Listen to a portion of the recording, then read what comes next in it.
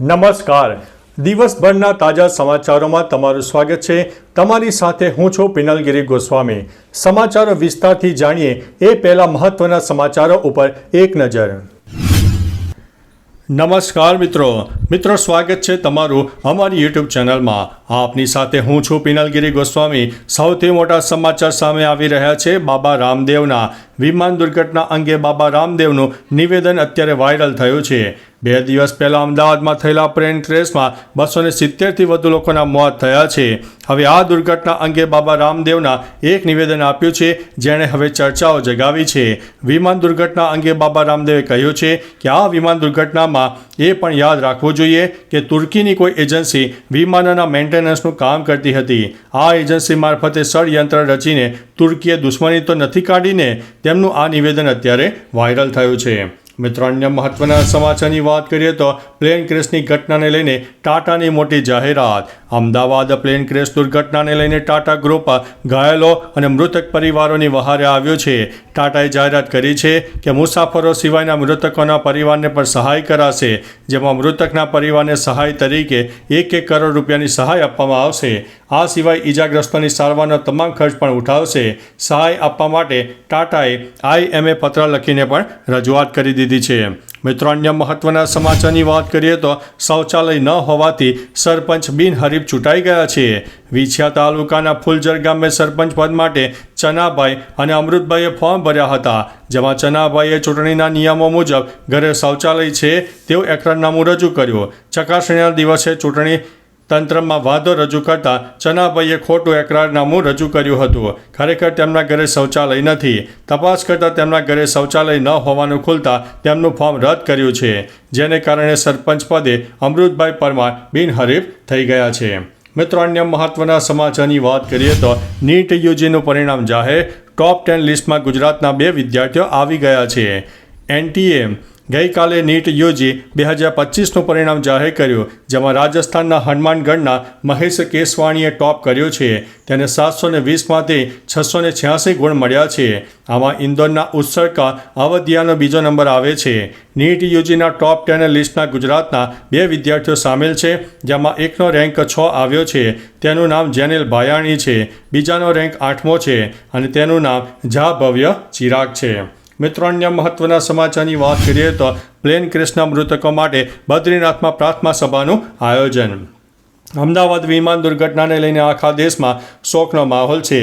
ત્યારે બદ્રીનાથ અને કેદારનાથ મંદિરમાં મૃતકોની આત્માની શાંતિ માટે પ્રાર્થના સભાનું આયોજન કરાયું. મંદિરની સમિતિએ વિમાન દુર્ઘટનામાં મૃતકોને પ્રાર્થના સભાના આયોજક થકી શ્રદ્ધાંજલિ આપી. વિમાન દુર્ઘટનામાં મૃત્યુ પામેલા લોકોના આત્માની શાંતિ માટે શોક સભાનું આયોજન કરવામાં આવ્યું હતું. મિત્રો, અન્ય મહત્વના સમાચારની વાત કરીએ તો રાજકોટમાં વેપારીઓએ સ્વયંભૂ બંધ પાડ્યું છે. વિમાન દુર્ઘટનામાં પૂર્વ CM વિજયભાઈ રૂપાણીનું પણ મૃત્યુ પામ્યા હતા, જેને લઈને રાજકોટવાસીએ તેમને શ્રદ્ધાંજલિ આપવા માટે સ્વયંભૂ બંધ પાડવાનો નિર્ણય કરતા રાજકોટની બજારો બંધ જોવા મળી હતી. આખા રાજકોટમાં શોકનો માહોલ છવાઈ ગયો હતો. ખાસ કે રાજકોટમાં વિજયભાઈ રૂપાણીના અંતિમ સંસ્કાર કરવામાં આવનારા છે. તેમના નિવાસ સ્થાને તેમના પાર્થિવ દેહને અંતિમ દર્શન માટે રાખવાનું આયોજન છે. મિત્રો, અન્ય મહત્વના સમાચારની વાત કરીએ તો પ્લેન ક્રેશમાં વધુ એક લાશ મળી. મૃત્યુ આંક 275 થયો. અમદાવાદમાં શનિવારે વિમાન દુર્ઘટના સ્થળેથી વધુ એક મૃતદેહ મળી આવ્યો છે, જ્યારે BJ મેડિકલ કોલેજના હોસ્ટેલમાંથી કાટમાળ કાઢવામાં આવી રહ્યો હતો, ત્યારે તે વિમાનની પૂંછડીમાં ફસાયેલા એક મૃતદેહ મળી આવ્યો હતો અને તેને નીચે ઉતારવામાં આવ્યો હતો. આ મૃતદેહ કોઈ એર હોસ્ટેસનો હોઈ શકે છે. આ સાથે જેવી માહિતી પણ સામે આવી છે કે મરનારા લોકોની સંખ્યા 275 થઈ ગઈ છે. મિત્રો, અન્ય મહત્વના સમાચારની વાત કરીએ તો ત્રીજા પ્રયાસે લેન્ડ, મુસાફરો ડરી ગયા. અમદાવાદ વિમાન દુર્ઘટનાને લોકો હજુ ભૂલી શક્યા નથી. ત્યાં રાજકોટના હીરાસર એરપોર્ટ પર ત્રીજા પ્રયત્ને એર ઇન્ડિયાની ફ્લાઇટ લેન્ડ થતાં મુસાફરોના જીવ તાળવે ચોંટી ગયા હતા. દિલ્હીથી રાજકોટ આવી રહેલી આ ફ્લાઇટમાં 100થી વધુ મુસાફરો હતા. પાયલટને એલાઇનમેન્ટ સેટ કરવામાં સમય લાગ્યો હતો, જેના લીધે ફ્લાઇટે હવામાં 2 ચક્કર લગાવ્યા હતા, જેના કારણે મુસાફરો ડરી ગયા હતા. મિત્રો, અન્ય મહત્વના સમાચારની વાત કરીએ તો વિદ્યાર્થીઓ હજુ ચિંતામાં છે. પરીક્ષા રદ કરવામાં આવી છે. પ્લેન ક્રેશની ઘટના સમયે મેસ બિલ્ડિંગમાં હાજર MBBSના અનેક વિદ્યાર્થીઓ સહિત હોસ્ટેલમાં રહેનારા વિદ્યાર્થીઓમાંથી 200થી વધુ વિદ્યાર્થીઓ ડર અને ચિંતાના માહોલને કારણે પોતાના ઘરે જતા રહ્યા છે. વિદ્યાર્થીઓ ખૂબ જ ચિંતિત છે અને આ વિદ્યાર્થીઓ અને પ્રથમ અને બીજા વર્ષના હતા, જેના પગલે હાલ તો બીજે મેડિકલ કોલેજ દ્વારા 500 વિદ્યાર્થીઓની આગળની તમામ થિયરી અને પ્રેક્ટિકલ ઇન્ટરનલ પરીક્ષાઓ રદ કરવામાં આવી છે. મિત્રો, અન્ય મહત્વના સમાચારની વાત કરીએ તો પ્લેન ક્રેશ માટેની અફવા ઉપર ધ્યાન ન આપવા માટે સરકારની અપીલ સામે આવી છે. જુનિયર ડૉક્ટર એસોસિએશને જણાવ્યું છે કે અમદાવાદ પ્લેન દુર્ઘટનામાં હોસ્ટેલમાં રહેતા 4 MBBSના વિદ્યાર્થીઓના મોત થયા છે. 20 ઘાયલ વિદ્યાર્થીઓને માંથી 11ને ડિસ્ચાર્જ અપાયો છે અને એક રેસિડેન્ટ ડૉક્ટરના પત્ની પણ ઘાયલ થયા છે. જેડીએ સોશિયલ મીડિયા પર મૃત્યુ આંક અંગે ફેલાવાઈ રહેલા ઊંચા આંકડાઓ પર ધ્યાન ન આપવા માટે લોકોને અપીલ કરી છે, જેથી ગેરમાહિતી ન ફેલાય. મિત્રો, અન્ય મહત્વના સમાચારની વાત કરીએ તો જાણે કે દેશ અને દુનિયામાં અત્યારે વિનાશ થઈ રહ્યો છે. મોટો વિનાશ સામે આવ્યો, ઇમારતો નષ્ટ અને અનેક જગ્યાએ તબાહીના સમાચાર સામે આવ્યા. ઈરાને ઇઝરાયલ પર કરેલા મિસાઇલ હુમલામાં ઘણી તબાહી થઈ છે. બેલેસ્ટિક મિસાઇલોએ તેલ અવીવના ભીડભાડા વિસ્તારોને નિશાન બનાવ્યા. આ દરમિયાન 34 લોકો ઘાયલ થયા હોવાના અહેવાલ છે. સ્થાનિક સમાચાર એજન્સીઓ અનુસાર 9 ઇમારતો તો આંશિક રીતે નાશ પામી હતી.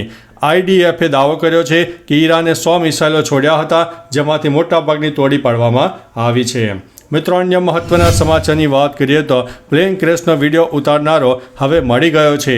અમદાવાદમાં પ્લેન ક્રેશ થયાના કલાક બાદ તેનો વિડીયો સામે આવ્યો હતો, જેમાં પ્લેન નીચે પડતો દેખાય છે.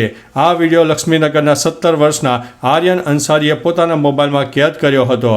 અરવલ્લીથી આવેલો આર્યને પહેલીવાર પ્લેન જોયું હતું. તેણે કહ્યું હતું કે પ્લેન હલતું લાગતું હતું અને અચાનક ધડાકા સાથે બ્લાસ્ટ થયો. આ ઘટનાથી તે એટલો બધો ગભરાઈ ગયો કે હવે પ્લેનમાં ક્યારેય તે નહીં બેસે. આ વિડીયો અત્યારે ખૂબ જ વાયરલ થઈ રહ્યો છે. મિત્રો, અન્ય મહત્વના સમાચારની વાત કરીએ તો અમેરિકન રાષ્ટ્રપતિએ ઈરાનને સીધી ધમકી આપી છે. ટ્રમ્પે એક્સ ઉપર લખ્યું છે કે મેં વારંવાર ઈરાનને સમાધાન કરવાની તકો આપી છે. મેં સ્પષ્ટપણે કહ્યું છે કે અમેરિકા પાસે વિશ્વની સૌથી ઘાતક લશ્કરી શક્તિ છે અને ઇઝરાયલ પાસે મોટી સંખ્યામાં શસ્ત્રો છે. ઈરાનના કટ્ટરપંથી નેતાઓએ પહેલાં બહાદુરી બતાવી, પરંતુ હવે તે બધા માર્યા ગયા છે. આ તો શરૂઆત છે. જો હજુ સમાધાન નહીં થાય તો આગામી હુમલો વધુ વિનાશક હશે. તો ચાલો મિત્રો, ફરીથી દેશ અને દુનિયાના સુપરફાસ્ટ સમાચાર લઈને મળતા રહીશું. ત્યાં સુધી અમને રજા આપશો. નમસ્તે.